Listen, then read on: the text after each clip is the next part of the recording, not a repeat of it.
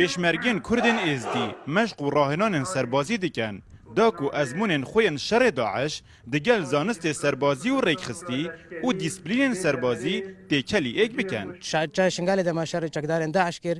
بجا لوما ام هات دا ام بتر فيري مشقي كرن بتر ام باشتر سلاح بدي دشمنه هو فانا بكاربينن ام زالمن كامي تشاوا برافانيش اخا خوكن وبرافانيش ملتي خوكن وبرافانيش زماني خوكن آرمانجا پیشمرگی مشق دای نبتنه کنترل کرنا شنگال و دوروبرین ویه بلکو پاراستنا وان دورایه لدمه ده هاتی دا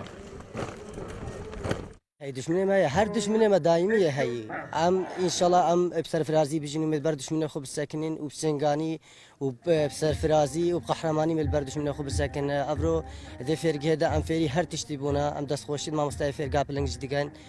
و دخوازن بچین شغال خوش رزگار بکنن و هر دفعه کردستان آمادانه بر رزگار بکنن و تدا تایبت بمینن و مزبر سنگ دشمنی بسکن. دناف پیشمرگین سربازگاه ها مشقی دا تمنین جدا جدا هنه لی او وکو یکین ریخستی مشق و راهنان چکیو لشیب هفرا دیکن او پیگیرن به دیسپلینن سربازی مثلا ناحية بيجيرية ودسبليني وهر شيرتك وهر تشتكي مني شاداي يعني جدي ورجرت وما باريا كما ظن فان بيشمرجها هاي كدشين برگیریش عرض خود کن و دی باشتر بن اجباری نوکه چکو وکو دیار یعنی واسه ملتزم بون کو پیگیری به همی تشتید کر وکو معنویاتک و پر حکامازن افشولت کر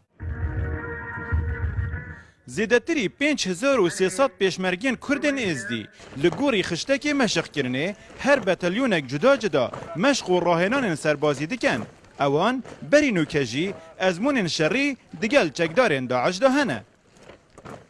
پیشمرگین کردن ازدی بو ماوی پتر سالکه ریبری چکدارن داعش بون لچیای شنگاله و دوروبرن وی